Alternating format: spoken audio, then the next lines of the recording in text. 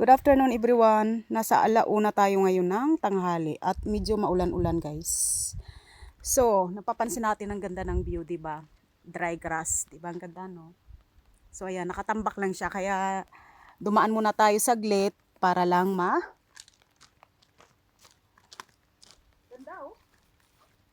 Kailangan hindi natin pwedeng akyatin, no? Ganda. Parang gusto kong iuwi ito lahat, para gawin nating bahay, gawin nating mansion.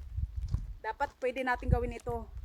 Mansion made of dry grass. Ganda, no?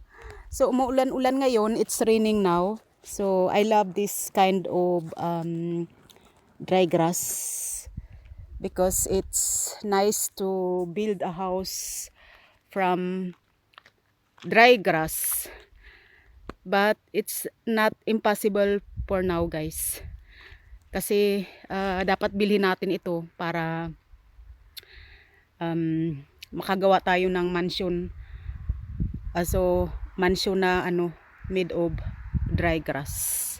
'Di ba, no? Kaya lang medyo lang kasi siya, delikado lang siya dahil